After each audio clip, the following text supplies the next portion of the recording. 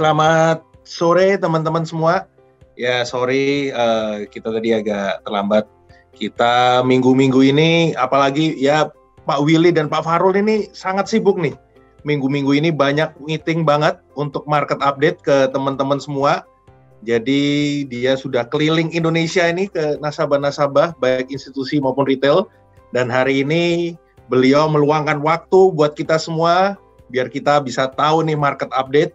Gimana IHSG, gimana kondisi sekarang makro juga, apa yang menarik. Teman-teman kalau penasaran, stay tune sampai akhir dan jangan lupa nanti kalau ada pertanyaan bisa langsung ke kolom Q&A. Ya, topik kita hari ini adalah gradually back to fundamentals, di mana kita akan tentunya membahas fundamentals nih, gimana company yang menarik, apa earnings yang potensinya masih cukup oke nanti di kuartal 4, dan juga nanti makronya seperti apa. Ya, teman-teman mungkin sudah familiar, ini tadi narasumber kita yang saya sebutkan ada dua, yaitu Pak Willy Noisitorus sebagai Head of Research dari Trimegah Sekuritas, dan Bapak Fahrul Fulvian sebagai Chief Economist dan Head of Fixed Income Research Trimegah Sekuritas.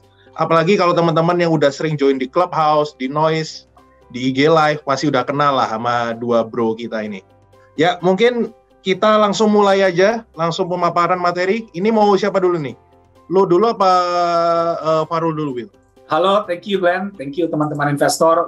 Mungkin formatnya itu dimulai dari Farul dulu, dari sisi makro. Habis itu nanti dilanjutkan oleh saya sendiri ya, dari sisi equity strategy. Thank you. Oke, silakan Pak Farul. Oke, thank you atas kesempatannya. Selamat sore, Assalamualaikum warahmatullahi wabarakatuh. Salam sejahtera untuk kita semuanya. Terima kasih kepada rekan-rekan semuanya yang sudah menyempatkan waktu untuk bertemu dengan Trimegah Sekuritas. Pada kesempatan kali ini kita akan bahas market strategi 2021. Ya. Nah, tadi sesuai dengan temanya gradually back to fundamental. Kenapa kita lihat itu gradually back to fundamental? Karena pada dasarnya ada perubahan material ya dalam sebulan 2 bulan terakhir ini di kondisi market yang membuat kondisinya, kalau kita melihatnya itu the fundamental currently kita bilangnya itu too strong to ignore. Kondisi itu makin favorable ke Indonesia. Makin favorable-nya itu bagaimana? Saya coba bikin risk dan opportunity map. Ini biar lebih singkat ya, apa kira-kira yang akan terjadi dengan market outlook-nya itu ke 2022. Major trend-nya itu apa? Ada beberapa major trend besar yang kita lihat. Yang pertama itu mungkin yang sama kita ketahui, harga komoditas itu udah naik ya. Lalu harga batu bara udah di atas 200, harga CPO mendekat ke 5.000 atau mungkin sometime juga udah sampai di 5.000. Kita lihat ini kondisinya itu ada kondisi supply shortage. Karena global ekonomi gradually membaik, tapi ternyata ada resiko inflasi itu tinggi, karena ternyata supply side-nya tidak bisa ngejar. Lalu kondisinya yang kejadian itu kan orang banyak concern on stagflation. Kita lihatnya itu begini, kalau kita belajar apa yang terjadi di masa lalu itu rekan-rekan, terakhir kali stagflation itu kejadian tahun 70-an. Zaman Presiden Jimmy Carter di Amerika Serikat, yang mana ekonomi Amerika itu nyungsep gara-gara harga minyak yang tinggi. Ketika harga minyak itu tinggi, tahun 1970-an, memang pertumbuhan ekonomi dunia terhambat. Tapi jangan salah, pada waktu tahun 70-an adalah tahun-tahun terbaiknya Pak Harto waktu pemerintahan Orde Baru.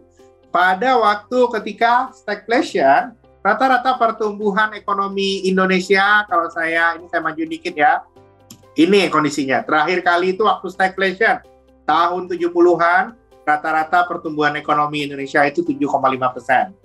Jadinya, tren yang aku lihat tahun depan itu adalah dengan naiknya harga komoditas dan sulitnya untuk meningkatkan suplai komoditas ini yang nggak gampang pada dasarnya, saya lihat Indonesia itu akan menjadi beneficiaries utama. Salah satu beneficiaries utama dari kenaikan harga komoditas, sekalipun global ekonominya itu ada ceritanya revision ke bawah. Kalau kita lihat kemarin Ibu Sri Mulyani malah naikin target pertumbuhan PDB kita ya. Kemarin di publikasinya Bu Sri Mulyani bilang kuartal 3 pertumbuhan ekonomi kita bisa 4,5% dari ekspektasi sebelumnya yang lebih rendah. Saya lihat sih cerita dari stagflation dan tingginya harga komoditi ini obviously itu menguntungkan Indonesia. Karena itu saya lihat Indonesia tahun depan pertumbuhan ekonominya ini pertama kali itu bisa di atas 6%, lebih tinggi daripada tren jangka panjang yang terjadi itu ya sebelumnya.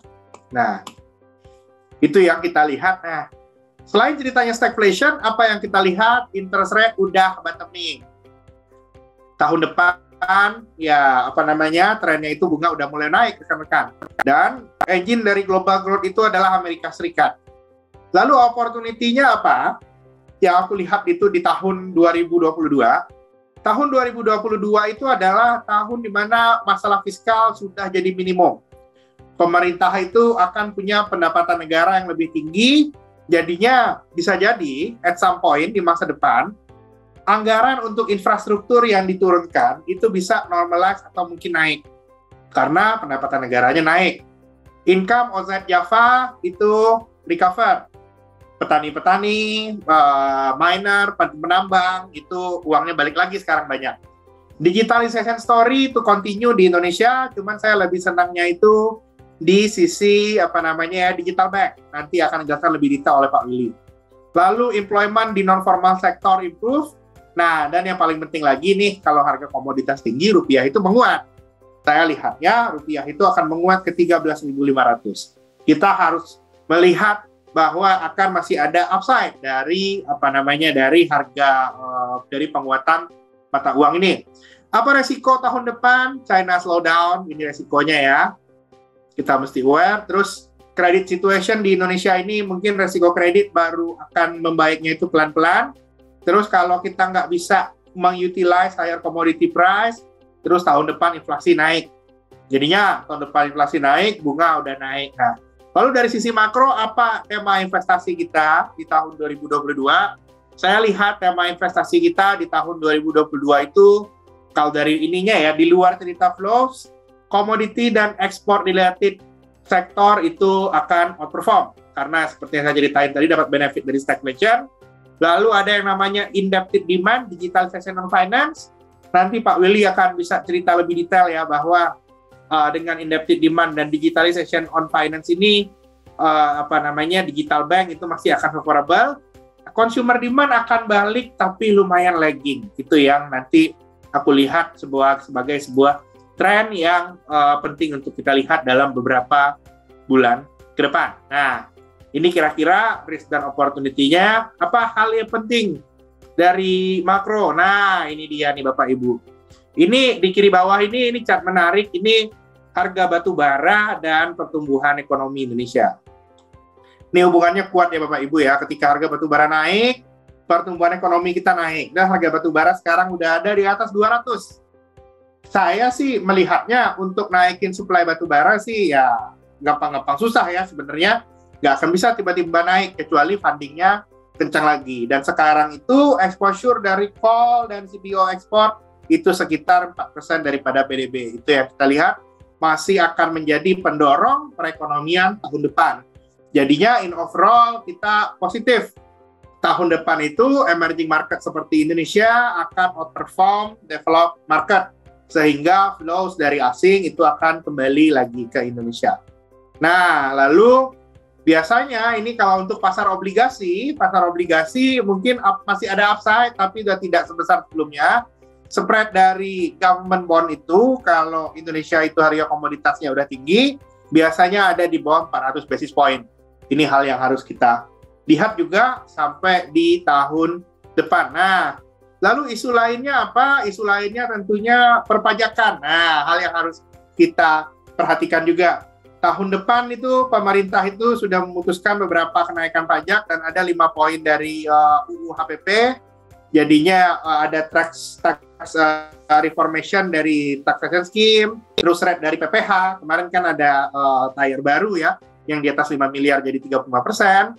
Jadinya juga akan tax scheme ini akan jalan di Januari 2022. Nah, itu yang kita lihat. Dan itu ya tahun depan itu pemerintah juga expect pajaknya meningkat. Saya lihat di kombinasi dari reformasi pajak ini bersama dengan harga komoditas yang tinggi akan menurunkan fiscal risk. Nah, kalau fiscal risk ini cenderung turun, saya sih lihatnya sudah mulai lebih konstruktif ya terhadap sektor yang berkaitan dengan APBN dari negara Republik Indonesia. Itu trennya. Ini detailnya bisa dilihat lagi nanti ya Bapak Ibu. Hal yang mungkin paling ditunggu sekarang itu oleh pasar itu tax amnesty program. Ini lagi ditunggu, lagi digodok. Mudah-mudahan tax amnesty-nya bisa dimulai di awal tahun 2022 dan diharapkan ini bisa memberikan dampak yang positif ke perekonomian kita ya. Nah, lalu juga tren apa lagi yang muncul sebenarnya sekarang? Kalau kita lihat tren yang lagi muncul sekarang itu, salah satu tren ekonominya saya cerita tadi indebted demand. Saya lihat perbaikan dari sisi loan growth itu akan lebih banyak nantinya itu di-drive oleh consumer loan. Consumer loan, sementara yang buy-in masih negatif, dia sudah tumbuh positif. Saya lihat tren ini masih akan berlanjut ke tahun depan, karena kondisi yang kejadian sekarang di fundamental ekonomi itu adalah yang butuh pinjaman itu lebih banyak adalah rumah tangga dibandingkan korporasi. Nanti Bapak Willy bisa menjelaskannya lebih lanjut ya. Jadi secara general saya lihat kondisi makro Indonesia dengan harga komoditas yang tinggi itu cenderung sudah lebih konstruktif. Saya senang dengan sektor yang berbau dengan komoditas, lalu juga properti sebagai hal yang industri turunannya, dan untuk consumer recovery saya cenderung melihat itu akan cenderung terlambat ya recovery-nya di tahun depan. Terkait dengan itu mungkin nanti bisa dilihat juga ya ada ekspektasi ekonomi kita setelahnya ya. Nah, berikutnya saya serahkan ke Pak Willy untuk menyampaikan paparan. Nah, dengan kondisi ekonomi yang membaik ini Pak Willy kira-kira bagaimana strategi pasar kita ya, saham apa aja yang menarik? Pak Willy akan bahas. Ya, thank you Farul atas paparannya, sangat insightful. Ini memberikan pencerahan buat teman-teman investor di sini. Mungkin saya ingin diskusi mengenai market strategi ya. Gitu. Jadi tentunya di tengah pandemi kemarin ya, dan sekarang juga ada pemulihan, narasi market itu sangat dinamis. Gitu. Jadi kita harus adjust sama kondisi ya, tapi tidak bisa dipungkiri makroekonominya sangat solid ya Farul ya, gitu. Iya benar, saat ini mungkin teman-teman juga perlu tahu gitu. Lihat, ya. Kalau harga call 200 sih kita udah tinggal nunggu waktunya aja ya, ekonominya bagus jadi oke ya. Iya, tapi kan bukan cuma makronya doang yang solid ya. Kan dari sisi perusahaan-perusahaan yang listed, kita udah analisa balance sheet-nya itu sehat sekali gitu. Benar. Dan ya, kalau mereka mau ekspansi gitu dari sisi perbankan ya, itu likuiditasnya ya itu juga gede banget gitu. Jadi belum ditambah commodity boom, itu biasanya ada dampak secara tidak langsung ke purchasing power walaupun itu nanti ya episode nanti. Jadi kalau kita lihat itu overall sih saya tidak heran gitu untuk akhirnya kita memutuskan untuk menaikkan indeks target kita untuk di akhir tahun ini ke level 6.900. Di akhir tahun depan itu, tahun 2022, indeks target kita perkirakan itu di 7.400. Nah, sekarang kan teman-teman pada galau, bener nggak Bos Glenn? Ya, sekarang indeks sudah all time high ya. Akhirnya hari ini ada koreksi, gitu. Cuman kan tugas kita sebagai fundamental analyst adalah menganalisa apakah valuasi market kita itu mahal. Ya, tentunya menurut saya personally itu tidak gitu. Karena kalau kita relatif ke pertumbuhan PDB kita untuk tahun depan itu market kita masih dibilang sekarang levelnya itu adalah masih murah ya gitu. Ini juga kita harus balik lagi ke fundamental ya. Dari sisi pendapatan laba itu kedepannya semakin lebih penting ya. Mungkin jujur aja saya sebagai analis gitu selama pandemi ini likuiditasnya itu banyak, money velocity itu turun karena likuiditas banyak tapi ekonomi sektorial tidak bergerak gitu. Sedangkan ya jadinya ya uang itu banyak lari ya tentunya yang tidak begitu memperhatikan fundamental ya gitu. Sekarang menurut saya personally fundamental itu semakin lebih penting dan artinya pendapatan itu, momentum pendapatan bersih ya atau earnings itu akan semakin lebih penting nanti ke depannya gitu. hanya mau merangkum sedikit dari sisi Fahrul ya. Makronya tadi Fahrul sudah jelaskan sangat kuat ya. Kita ditambah ada commodity boom, ditambah lagi kita ada juga relaksasi pajak, relaksasi regulasi.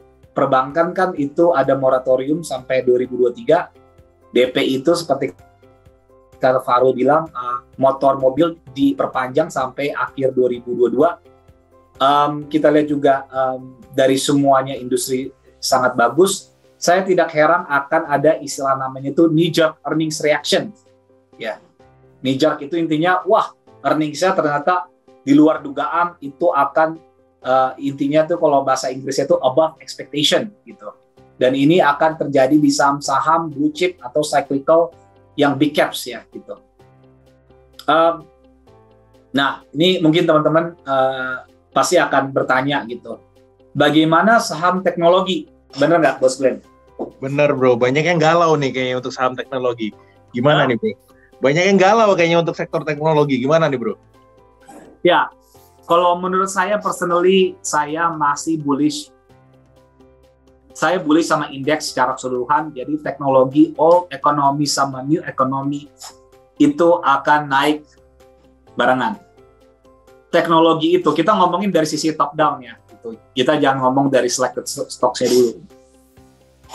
Ada dua hal why I am positif. Saya positif sama teknologi. Pertama adalah pemerintah itu masih sangat suportif, masih sangat mendukung teknologi. Karena mungkin sahamnya udah pernah naik-naik nih, tapi adopsi teknologinya itu, fasenya itu masih jauh dibandingkan say China gitu. China kan mungkin sekarang secara peraturan sudah makin ketat teknologi, karena mungkin anything yang sudah terlalu eksesif, sudah terlalu berlebihan, pasti ada waktunya ngerem gitu.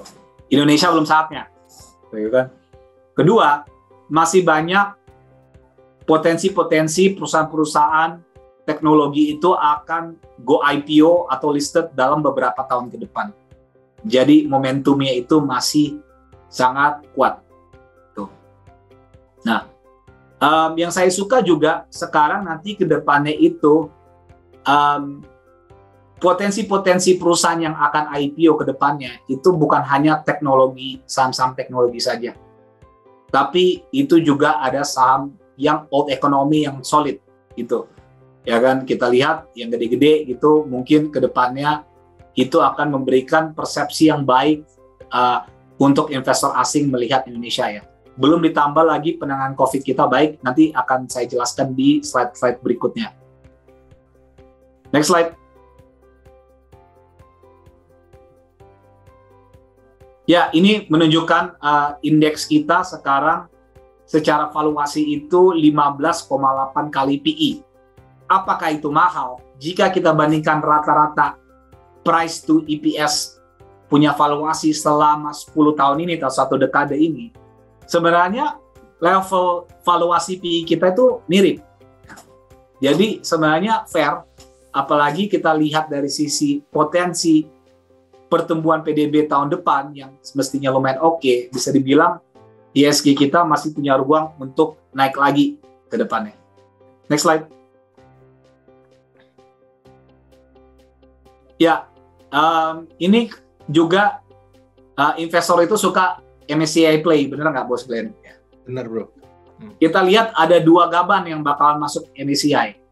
2 November bulan depan ada kemungkinan MTEK masuk. Ya. Okay. Awal tahun depan ada kemungkinan Arto masuk. Akhirnya 2 companies yang di atas 100 triliun market cap masuk. Itu akan memberikan persepsi atau memberikan ruang untuk foreign investor masuk Indonesia. Tapi ada Pegas juga masuk di November. Jadi lebih ada balance mix ya gitu. Next slide. Ya, intinya earnings masih bagus, tadi udah dibahas ya. Ini cuma detail-detailnya aja. Ya, ini chart yang menarik ya. Jadi mungkin I think ini slide yang terakhir aja, Bos Glenn. Oke. Sisanya mungkin kita lebih bagus diskusi sama Q&A ya. Gitu. Yeah.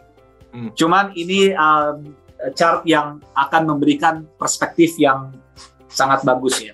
Jadi waktu saya join pasar modal tahun 2010 itu tuh lagi eranya commodity boom sama consumer boom ya. Jadi intinya dulu tuh semua orang kelihatan pintar lah, beli apa aja naik gitu kan. Ya dulu waktu pengalaman saya jadi analis, wah gila call ini naik, wah hebat juga gue gitu. Tapi ternyata memang marketnya itu foreign flow-nya gede banget. Waktu itu dalam tahun 2010 sampai tahun 2012 itu foreign net flow-nya itu bisa sebesar $7 billion ya. Nah banyak orang mikir kalau sebenarnya foreign outflow itu keluar dari Indonesia di saat memang ada pengereman ekonomi, itu ada kenaikan suku bunga, ada inflasi yang besar di Indonesia di saat tapering period.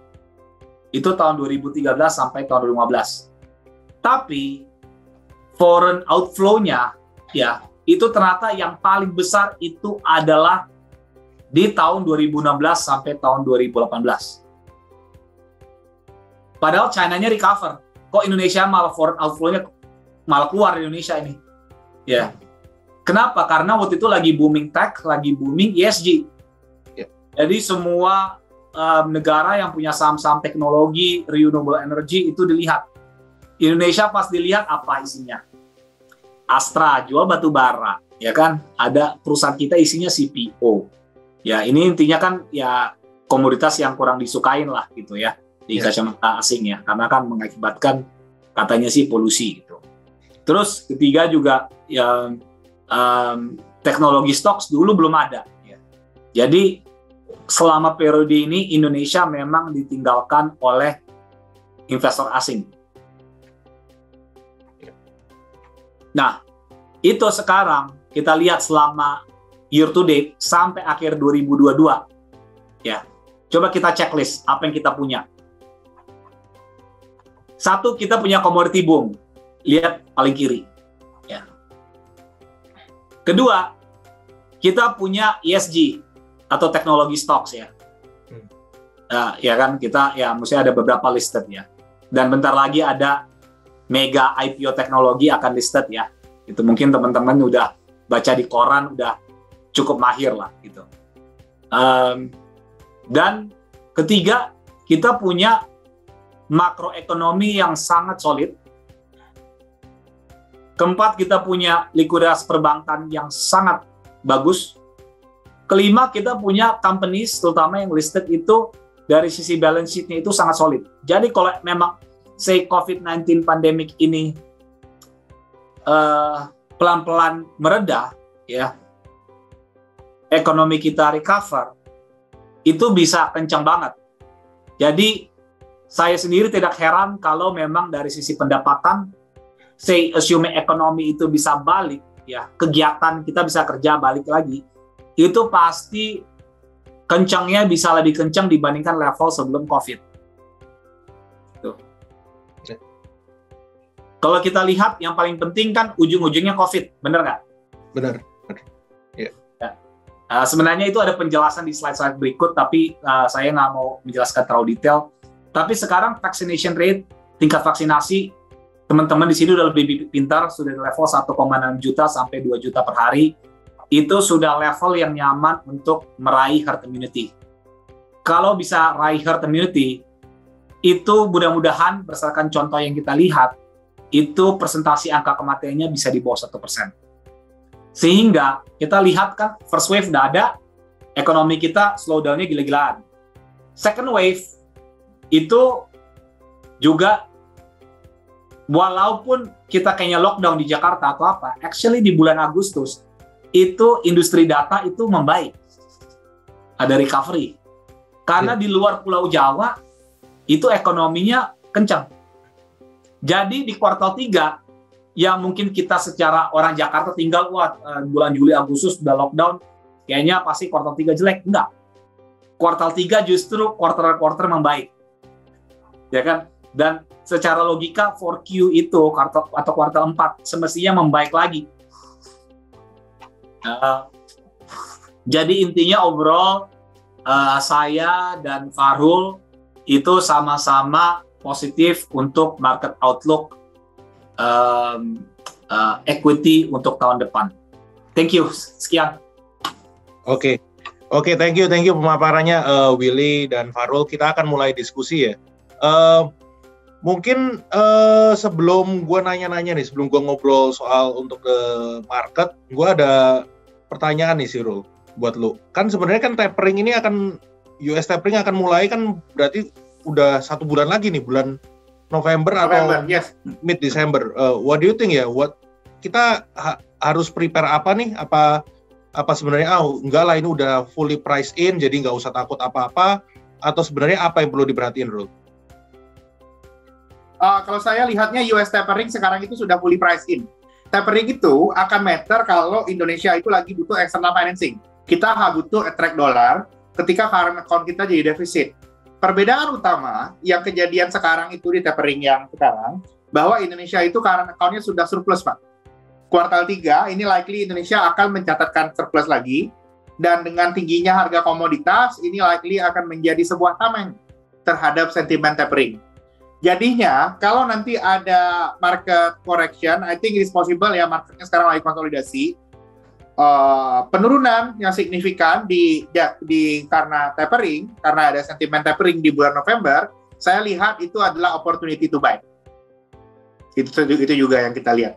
Dan naiknya US Treasury yang kejadian sekarang, itu sudah lebih tertib daripada kenaikan awal tahun, karena market sudah well priced in bahwa the Fed akan keluar dan kemungkinan akan mengurangi pembelian bond buying-nya dari sebesar 15 triliun setiap bulannya. Karena itu saya lihat, kita tidak perlu terlalu takut terhadap tapering di episode kali ini. Ketakutan saya baru akan benar-benar materialize kalau seandainya emerging market ini tumbuhnya terlalu cepat tahun depan. Itu yang mesti kita lihat.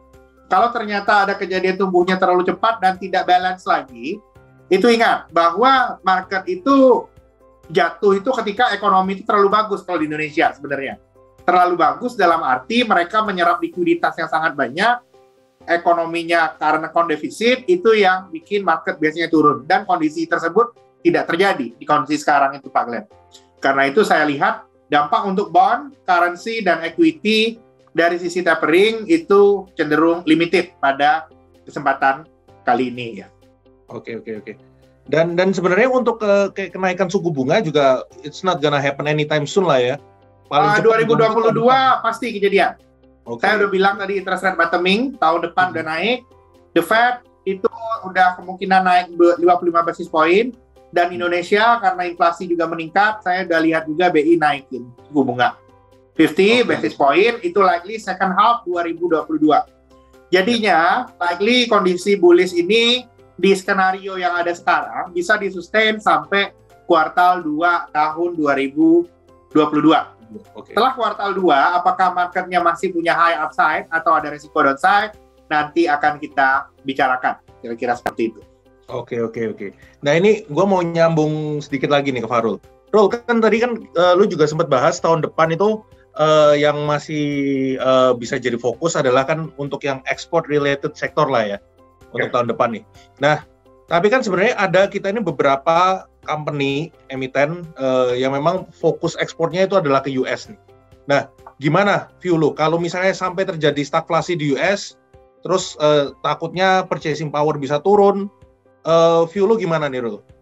Saya ini perbedaan view saya on the stagflation, dan tadi ada yang nanya soal the great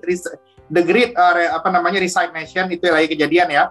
Orang lagi resign besar-besaran di Amerika. At this situation, stagflation, yang rugi karena stagflation ini adalah company, Pak. Oke. Company harus menghindari negara-negara atau investor harus menghindari tempat atau negara yang mengalami stagflation. Yang diuntungkan paling utama di stagflation sekarang, karena stagflation sekarang itu bersamaan dengan demand naik, Pak. The Great Resignation yang kejadian di Amerika, itu membuat orang Amerika itu naik gaji rame-rame, Pak. Wages growth is very high. Kalau bos saya yang sekarang nggak bisa naikin gaji saya bisa easily pindah ke perusahaan sebelah. Itu yang lagi kejadian di Amerika sekarang.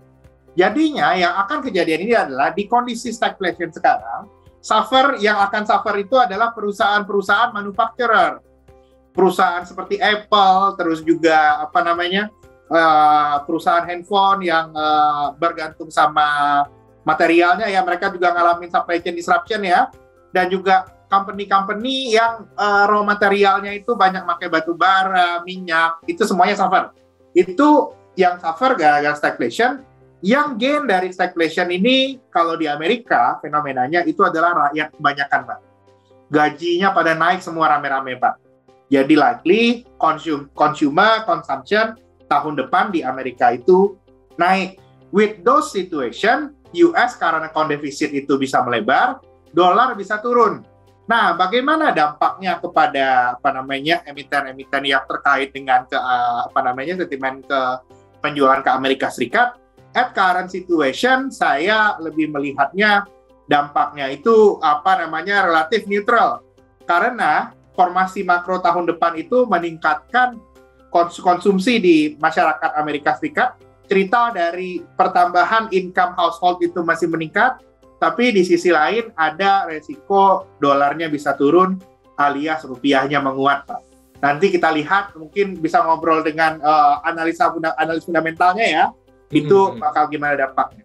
Tapi kalau yang saya lihat sampai sekarang, net-net masih positif, walaupun memang pertumbuhannya tidak sebesar dari low base seperti di tahun 2021.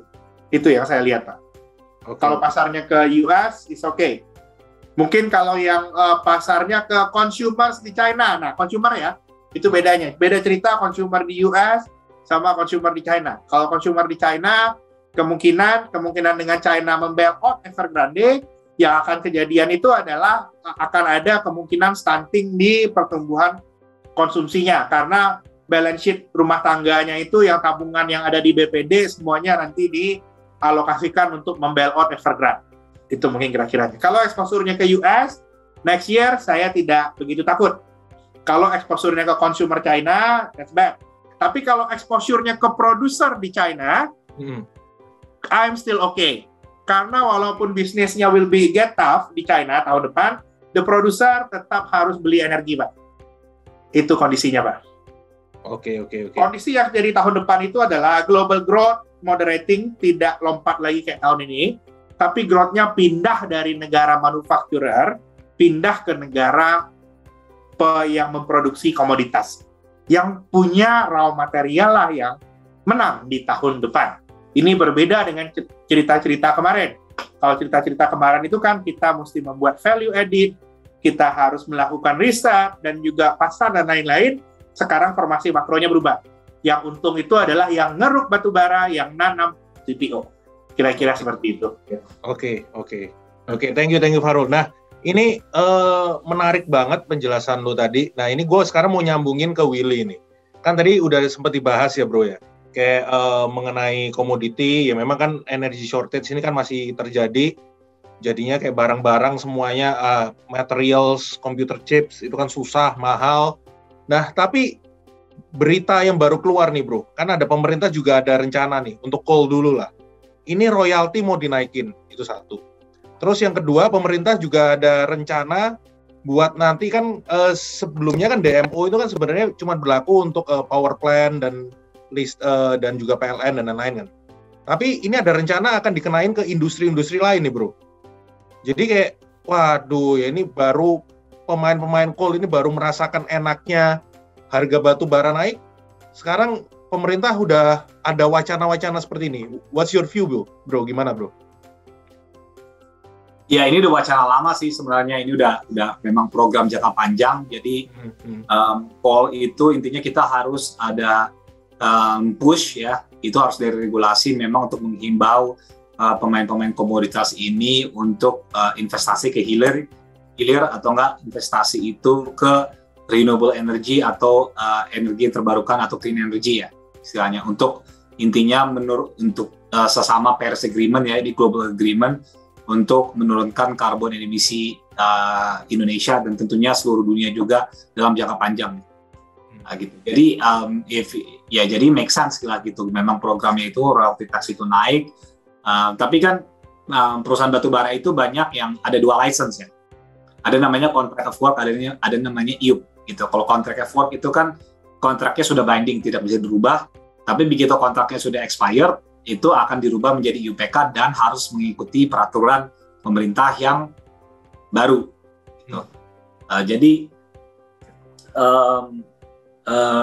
ya tentunya ini sudah termasuk dari agenda dan semua pemain batubara itu sudah aware ya dalam hal ini, dan tentunya kayak kita lihat PTBA, ITMG, Dika, apa semuanya itu rata-rata sudah mempunyai rencana diversifikasi untuk jauh dari thermocol.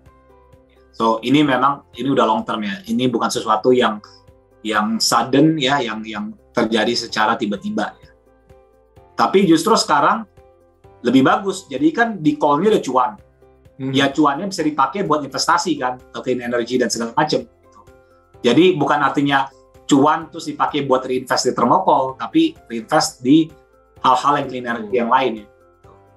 Oke. Nah tapi mungkin sebenarnya gini bro, karena kan oke lah for the long run ini menarik karena ya nanti kan memang fokusnya di renewable energy, itu mungkin ya masih agak lama, tapi memang kan mengarahnya ke situ. Tapi kita balik lagi coba ke coal-nya dulu nih. Ya kan, karena kan sekarang yang lagi panas adalah harga batu baranya. Harga batu baranya lagi panas, naik terus karena demand dari China ini kan naik karena supply barang nggak ada. Nah, tapi kayaknya untuk coal stocks ini susah banget bro naik bro. Kayak kemarin earnings keluar, PTBA itu keluar. Itu juga nggak direspon positif, naik kayak mungkin 1-2% sehari, habis itu koreksi lagi. Kayak masih berat aja bro. Kayak coal, ditambah lagi ada berita kayak seperti ini, gue tadi ngeliatin ya, market itu juga bereaksinya cukup negatif nih untuk saham-saham coal nih hari ini ya. Kayak agak koreksi lagi nih. Jadi, what's your view bro untuk coal stocks nih? Apakah sebenarnya kayak ya menarik, tapi kita harus nunggu mungkin sampai earnings-nya nanti sampai Q4, sampai baru orang akan realize lagi, atau sekarang justru it's time to buy bro? Gimana? Thank you, Glenn. Kalau menurut saya sih personally di saat coal price-nya naik gitu, kita harus lihat perusahaan-perusahaan batubara ini secara bottom up ya. Cara companies yang ada, oke, mana yang paling siap untuk diversify away dari coal. Kita lihat UT udah tarik ke coking coal. Waktu beberapa tahun lalu mereka acquire tambang Martabe yang emas gitu. Jadi mereka sudah gradually diversify away dari coal gitu. Kita lihat kayak Adaro kan, mereka juga ada coking coal, met coal, mereka juga ada power plant ya kan. Dan kedepannya juga mungkin mau merambah ke hal-hal yang lainnya. Dika kan dia juga rencananya mau merambah ke motor listrik, terus mau lari ke solar panel. ITMG itu kalau nggak salah tahun 2025 itu presentasi pendapatannya itu sekitar 25% itu ke bisnis yang tidak berhubungan sama thermal coal gitu. Jadi mumpung justru menurut saya sih market itu harus appreciate pelan-pelan ya progres yang dilakukan, dan ini bisa progres mereka ke clean energy itu bisa accelerate faster. Mumpung cuan di coal-nya itu lagi gede gitu. Jadi narasinya itu harus dibalik. Kita jangan lihat oke, kalau price gede apa cuan, ini P-nya gede, ini lari ke dividen. Kalau lari ke dividen kita justru harus punish gitu. Lari justru harus ke reinvestment di clean energy. Kalau nggak ada berarti industrinya belum siap gitu. Okay. Nah, kita harus pantau progresnya segala macam, tapi kan kita lihat aja earnings yang udah keluar ya, PTBA. 3Q-nya kalau dikali 4 itu hanya 2,6 kali PE. ABMM baru keluar results di 3Q-nya itu cuma sekitar 2 kali PE. 4Q-nya ini earnings-nya meledak atas lagi dong, ya kan? Yeah. Ini bakalan berapa kali PE? Ya, hitung aja di kalkulator ya. Murahnya bukan main. Ini punya uang gede, semestinya narasinya mesti kita balik. Capex-nya, cash flow yang ada, itu dipakai buat apa ya? Jadi, kita sebagai teman-teman analis juga sudah merasa rencana dari perusahaan-perusahaan batubara itu semakin membaik ya untuk diversify dari coal dibandingkan waktu pandemi atau sebelum pandemi. Dan itu positif progress, dan menurut saya pelan-pelan market itu akan appreciate, retail investor, teman-teman retail akan appreciate, dan mudah-mudahan sahamnya akan naik terus ya. Oke. Kalau permintaan harapan lu yang terakhir gue juga berharap tuh bro, semoga sahamnya naik terus, itu gue juga berharap akan naik terus tuh bro. Oke, kita masuk ke pertanyaan selanjutnya nih. Jadi kan lu tadi sempat bahas mengenai renewable energy. Ini kebetulan juga ada yang nanya dari Pak Leo. Pak Leo ini gue ingat karena pendengar setia Clubhouse. Jadi sebenarnya kalau prospeknya dari renewable energy gimana bro? Dari kan ada beberapa ya, kayak ada yang reusable plastik, dari geothermal, hydro. Jadi sebenarnya menurut lo yang paling menarik yang mana? Dan juga mungkin lo nanti bisa jelasin juga mengenai sektor telco nih, karena kan Mitratel mau IPO nih. Masih menarik nggak sih? Terus kalau menurut lo kayak yang menarik yang mana? Dua sektor itu sih bro. Oke, yang Mitratel dulu kali ya, telco. Boleh. Yang pertanyaan pertama apa? Mengenai sektor. Oh, yang pertanyaan pertama mengenai renewable energy. What do you think of the prospect ya? Kayak kan banyak pemain nih yang udah masuk ke renewable energy seperti yang lu bilang, kan juga sebenarnya banyak ada pemain yang udah lama yang udah masuk ke geothermal juga seperti Barito. Kayak sebenarnya prospeknya dari renewable energy ini bisa kelihatan seberapa cepat sih? Dan sebenarnya kayak renewable energy mana yang paling make sense ya untuk ada di Indonesia? Masih kurang tahu ya, teknologinya masih banyak, penemuan-penemuan baru tuh masih banyak ya. Kayak misalnya contohnya kayak di Jepang ada teknologi buat blue ammonia, katanya itu bisa menggantikan bensin, bisa menurunkan karbon emisi sebesar 80%. Kedua contohnya ada sekarang lagi mulai booming, itu namanya offshore wind tunnel. Itu jadi energi itu diangkat dari perputaran ombak di laut. Ya kan, so many things going on gitu. Jujur I'm not expert on this ya. Tapi intinya sih kalau saya juga berbicara misalnya sama PTBA gitu ya kan, mereka itu mungkin mau jemput bola. Maksudnya jemput bola itu bukan invest jadi majority. Jadi misalnya ada foreign investor masuk, ya mungkin jadi minority dulu pelan-pelan gitu kan di berapa investment. Kalau ternyata investment yang semakin yakin jangka panjang, baru mereka akan invest majority ya. So, menurut saya sih Indonesia itu masih test the water stage ya on so many things. It's not like, oh this is the future atau apa, I still don't know to be honest. So, it's really hard to answer that. Tapi paling nggak sekarang sudah ada inisiatif yang besar. Karena memang intinya bakal disusahin pemerintah lah kalau nggak mau komit. Iya. Oke. Ya karena memang beberapa ini kita kan juga beberapa kali webinar ya, kayak misalnya sama Barito, mereka kan memang very mindsetnya mereka, kita akan fokus di renewable energy, cuman akan gimana eksekusinya dan ternyata mana yang paling profitable ya kita harus lihat lagi sih teman-teman. Mungkin tapi nanti kalau ada update lagi kita pasti akan undang teman-teman, kita akan adain lagi. Karena ini sama aja di luar negeri juga teknologinya masih constantly changing ya. Yeah. Even kayak mau listrik baterai pun itu teknologinya changing. Oke, baterai komponennya nikel berapa persen, ada yang tiba-tiba bisa pakai si hydro ya kan, fuel cell gitu. I don't know, masih ini constantly changing gitu. Jadi kalau kita mau invest jangka panjang atau apa ya lebih baik ya tunggu aja, wait and see gitu kan, dan lihat investor asingnya masuk gitu. Mungkin ya kita sebagai minority, menurut saya sih tahapnya lebih dari situ ya. Pertanyaan kedua mengenai Mitratel kan, betul. Ya, ini of course kan ya one of the largest tower companies ya. Tapi kan sudah ada 2 tower companies yang listed juga. Itu namanya Tower sama Tebik ya gitu. Mungkin yang valuasinya yang Tebik relatively sudah lumayan cukup tinggi ya gitu kan. Tapi yang Towernya kan itu dari sisi EV/EBITDA-nya cuma 10 kali ya. Betul. Ini kan bisnisnya mirip-mirip gitu. So kita lihat aja Mitratel nanti valuasinya di berapa ya. Kalau Mitratel valuasinya lebih premium, ya mungkin menarik untuk beli tower karena EV/EBITDA-nya masih lebih murah gitu. Jadi menurut saya sih gitu. Balik lagi ke valuasi, it's a cash flow, it's a balance sheet, it's a cash flow business ya, very strong ya kan. Recurring-nya juga very strong. So ujung-ujungnya sih saya lebih prefer lihat lagi valuasi, dan so far yang paling murah itu tower ya. Jadi balik lagi kalau Mitratel bisa mirip valuasinya atau apa ya kan, atau misalnya itu ternyata lebih mahal, mungkin beli towernya yang lebih menarik.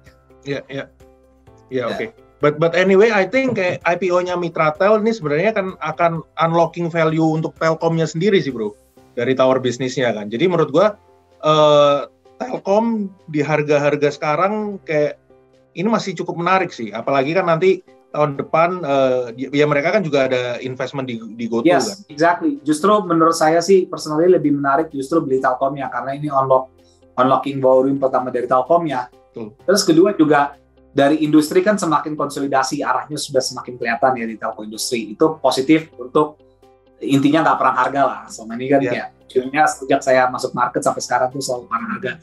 Terus ketiga juga memang dari sisi industrinya sudah ada pemulihan data. Gitu. Kayaknya data price war-nya sudah mulai recovery dan hal yang keempat juga orang semakin banyak ke kantor gitu, jadi lebih banyak di jalan, jadi nggak begitu gunain wifi ya. Wifi ini kan mau kita pakai banyak banget tetap aja tarifnya sama gitu. Tapi kalau kita udah pakai pulsa, data yang kita di jalan itu variable revenue ya mungkin data marginnya bisa improve ya. Iya. Agree. Nah itu balik lagi mungkin nambahin sedikit untuk dari sektor telco kan ini gue juga banyak banget nih yang bertanya-tanya yang ngobrol-ngobrol. Wah kalau gitu kayak Friend dan Excel ini rencananya gimana? Wah ini mana yang lebih diuntungkan? Kalau menurut gue sih kayak dari mereka nanti mau merger atau network sharing, it's something positive for the industry lah kayak yang lu bilang sih Will. Karena ya kita nanti kan detailnya mereka berdua akan melakukan apa kita nggak tahu, kita belum tahu ya kita harus tunggu dulu nanti detailnya seperti apa. Tapi at least industrinya ini konsolidasi, dimana kayak ya dengan adanya konsolidasi nggak jadi tusuk-tusukan ya kan. Ya gue melihat kayak dari sekarang yang gede-gedenya kayak dari Excel sama Telkom ini ada dua yang paling menarik sih for now. Kalau gue ngeliat karena kan kalau teman-teman perhatiin dari Friend ini kan ya quite volatile lah sahamnya karena ya banyak retail juga, banyak pemain-pemain yang membuat ini lebih volatile sahamnya. Jadi menurut gua kalau untuk di telco sektor di Excel sama Telkom ini sangat menarik sih. Dan juga gua rasa earnings-nya mestinya juga cukup oke ya di earnings Q3 ya Will ya. Ya, jadi hampir rata-rata semua blue chip itu 3Q-nya menarik ya. Bagus. Paling yang result saya jelek cuma Unilever doang, Bos. So far udah ada 10 result yang cuma jelek cuma Unilever ya. Ya kayaknya Unilever sama berapa kuartal ke depan mungkin masih tetap jelek karena ya tentunya kompetisi dan input cost-nya juga kan tinggi soalnya harga CPO kan ya udah kenceng banget ya. Ya. Oke. Nah, ini tadi lu bahas Unilever mungkin gua mau nyambungin sedikit ke Farul yang sempat kita obrolin dulu. Jadi kan sebenarnya habis commodity boom itu nanti kan cycle-nya mungkin consumer staples dulu terus baru nanti ya yang consumer ya kayak Unilever dan lain-lain kan sebenarnya. Tapi ini malah kapan kira-kira akan kelihatan nggak sih untuk Unilever deh contohnya? Gimana? Kalau saya lebih lihatnya ya saya baru prefer saham consumer itu second half 2022. Karena sampai first quarter atau second quarter 2022 mereka akan terbebani oleh harga energi yang tinggi, Pak. Oke. Jadinya secara margin mereka akan kompres. Dan pada kondisi saat ini itu berbeda dampak commodity boom-nya dibanding zaman dulu. Zaman dulu second tier and third tier player di call dan juga di CPO itu banyak Pak. Yang sekarang pemain itu yang lebih dominan itu pemain besar. Jadinya trickle down ke masyarakatnya itu cenderung lebih lama dibandingkan commodity boom sebelumnya. Dan satu lagi, walaupun saya lihat tahun depan itu memang secara cyclical, consumption ini ada recover, cuman pandangan saya bahwa saya multi-year bear on Indonesia consumer itu belum berubah. Karena polisi-polisi kita ke depan itu tidak menguntungkan consumer. VAT naik, kemarin cukai minuman gula. Cukai minuman gula naik, itu tinggi banget loh dampaknya. Yeah. Per liter itu bisa 2.500, Pak. Yeah. Saya bandingkan Coca-Cola itu satu botol kan yang 1 liter 10.000, Pak. Itu 25% loh kalau ternyata beneran seliter 2.500 rupiah. Jadinya kalau saya sih ngelihat headwind on consumer itu hanya berhenti. Sekalipun ada kenaikan tahun depan, saya lihat tidak akan kembali ke rata-rata jangka panjangnya zaman dulu. Akan ada rata-rata yang baru yang jauh lebih rendah dibandingkan valuasinya yang dulu yang akan menjadi rata-rata valuasi yang baru. Dan saya lihat ya kalau untuk Unilever mungkin PE-nya ya 28-30 kali lah, udah nggak bisa lagi 50 times. Dan itu mereka juga tadi yang ceritain Willy, they are struggling to improve their sales. Karena competition juga semakin berat. Karena itu on the consumer side, it will be very tricky, Pak. Oke. Ya agree ya. Jadi mungkin kemarin gue belum juga lagi kalau tahun depan harga BBM naik, Pak.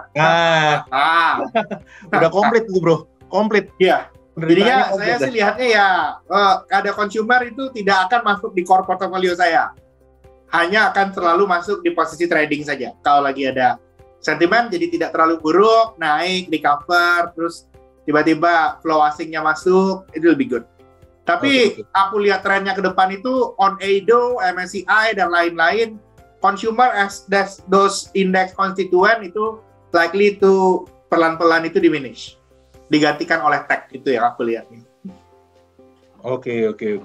Ya, agree sih. Ya kayak misalnya ini yang terjadi sama Unilever kayak beberapa minggu yang lalu ya bro. Beberapa minggu atau sebulan yang lalu lah. Ini kan sebenarnya kayak orang lebih karena sektor rotation aja sih, karena kayak big bank sudah naik, terus sektor-sektor lain udah mulai naik. Ya orang jadinya kan mulai ngelihat aja sebenarnya, oh yang lagging mana ya? Oh consumerin masih lagging. Ya udah masuk, ternyata foreign-nya masuk, terus domestic fund, domestic players-nya, domestic investor kan ngikut nih, ikut semua. Tapi habis itu kebanting, resultnya keluar kan, result keluar. Habis itu kan, habis ada bad news, orang-orang itu jadi mikir kayak, tapi bener juga ya CPO-nya naik. Terus tahun depan kalau pajak-pajak VAT semua dinaikin gimana? Ya dari situ baru nyadar. Iya, benar Pak. Karena itu kalau saya sih untuk sektor consumer, saya masih pakai pepatah Indonesia zaman dulu Pak. Yang jadi judul novel Pak. Bahwa temanya masih tak putus di Rundung Malang Pak. Itu masih lanjut sektor consumer. Ini old school banget loh bos. Old school banget itu, benar, tak putus di Rundung Malang Pak. Benar. Ini ada yang nanya juga, waduh kalau kayak gitu gimana HMSP dan gudang garam? Menurut saya masih berat ya, karena cukai itu apalagi untuk sektor rokok itu pasti akan dinaikin sih. Jadinya reformasi perpajakan ini, kalau kita lihat kan pemerintah melakukan reformasi perpajakan, korban utama dari reformasi perpajakan itu adalah consumer Pak. Ya. Karena arahnya kita kan mau Indonesia itu lebih ke investment driven ekonomi, jadinya aku lihat ya mau nggak mau konsumernya agak sedikit kita adjust lah ya ekspektasi di sana. Oke. Ya. Kalau consumer ya, misalnya suruh milih consumer pun mungkin gua akan milihnya kayak ICBP-nya sih bro. ICBP oke. Ya. Produk-produknya lebih inelastis, exposure-nya macam-macam. Mungkin ada apalagi kalau Indofood resiko di corporate action ya. Sama yang ada exposure itu lebih bagus. Kalau exposure-nya full domestic, terus barang-barangnya itu rentan kena pajak dan lain-lain, kalau aku lihatnya ya hati-hati ya Mas sahamnya ya. Kecuali murah banget Pak, cuman gua nggak tahu ya kalau tiba-tiba murah banget. We don't know, kan belum kejadian itu. Oke. Nah ini mungkin last question, mengingatkan nanti Pak Farul dan Pak Willy ini akan ada meeting lagi. Ini pertanyaan sejuta umat nih, mungkin untuk Pak Willy. Sektor teknologi bro. Nah ini sektor teknologi ini masih banyak yang nggak tahu. Kita mungkin bahas dulu untuk digital banks-nya. Kan digital banks orang-orang ya biasa lah, kalau lagi naik semuanya positif. Kalau lagi turun semuanya pusing nih bro. Waduh ini jangan-jangan sektor teknologi aplikasinya semuanya nggak launching nih. Gimana nih bro? Jadi kayak what's your view on tech sector? Mungkin buat teman-teman yang lagi galau nih bro. Ya jujur aja ya mungkin Bukalapak itu lumayan cukup mendistorsikan ya persepsi ya. Karena mungkin ya intinya ya turun aja sahamnya kan. Karena memang itu banyak momentumnya, banyak hal yang terjadi secara berbarengan ya. Uang itu keluar dari China, I think teknologi stok seperti itu akan overweight ya. Itu 40% dari MSCI China kan tech di bulan Februari tahun ini, terus banyak regulasi yang diperketat untuk teknologi, internet sector, education sector, akhirnya uang keluar, foreign-nya keluar. Harus ada uang parkir kan. Pas dilihat kan negara India sama Indonesia, kita lihat Indonesianya ada Bukalapak IPO. The first real tech IPO Indonesia, the largest IPO ever. I mean the momentum was so strong gitu kan. Tapi kan juga kalau kita lihat juga euforianya itu tentunya create hype atau apa, tapi like I said, di saat real ekonomi itu sekarang jalan, penting sekali kita itu memonitor progres dari teknologi stocks ya. Progres itu sentimen palingnya juga penting. Arto kan Februari tahun depan itu akan kemungkinan masuk MSCI. So ada potential foreign flow masuk di Arto. Dan kalau kita lihat kayak Arto 3Q-nya earnings-nya bagus ya. Finally angkanya positif. Betul. Dan itu di 4Q-nya semestinya earnings-nya akan bertumbuh lagi. Mereka ada partnership sama Bibit segala macam. Itu fundingnya juga udah ada improvement segala macam. Jadi they are on the right track, ya kan? Monetizing Gojek apps apa segala macam itu jalan. Partnerships with so many things itu kedepannya jalan. So that's very positive. Dan ini tentunya akan di-appreciate sama investor asing. Karena balik lagi kita dari sisi industri secara jangka panjang ya. Nah kita kan uang itu kalau kata Farul harus lari ke UMKM ya, Farul. Iya benar. Ya, ini juga disupport sama regulasi. Jadi by OJK itu menghimbau intinya di tahun 2024 itu proporsi UMKM itu di sistem perbankan kita harus sebesar 30%. Sekarang cuma 18%, bro. Gitu. Jadi intinya all this teknologi digital banks pasti fokusnya itu ke low ticket size loans kan gitu, dan ini pasti yang UMKM related ya kan.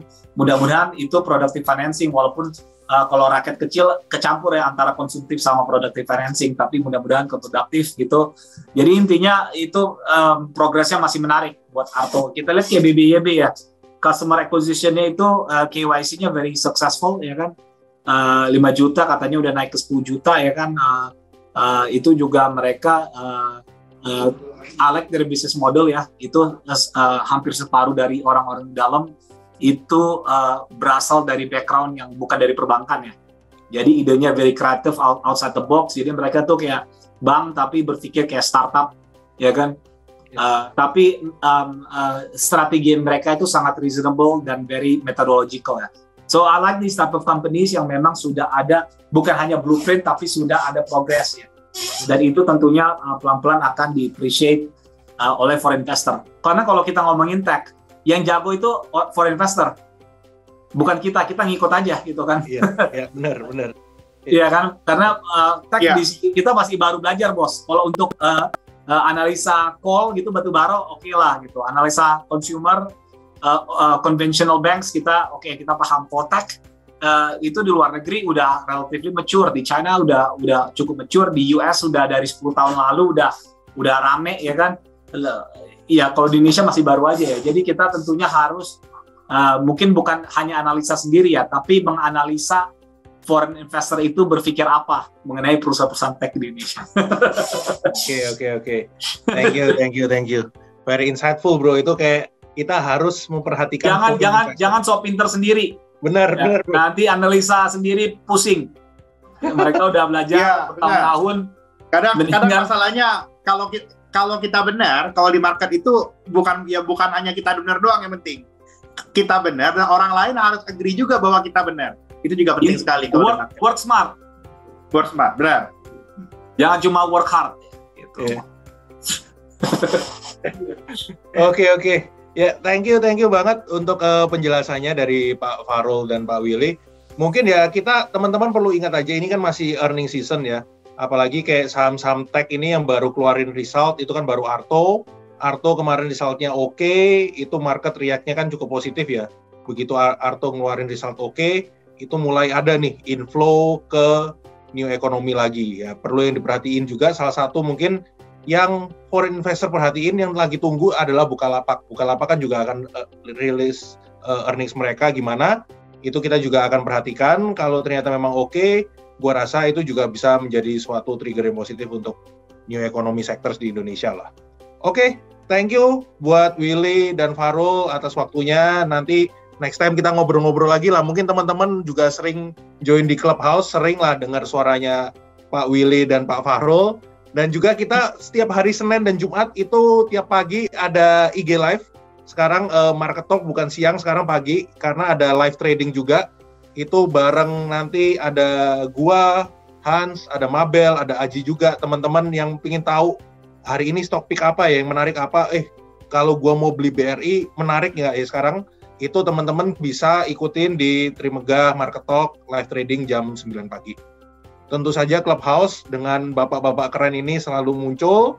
Dan juga bagi teman-teman yang belum jadi nasabah, bisa langsung ke trima.trimegah.id untuk pembukaan rekening. Nah, itu teman-teman bisa langsung ke situ, biar bisa akses event-event Trimegah dan juga bisa dapetin stock recommendation tentunya. Dan juga bisa baca result dari report dari bapak-bapak ini.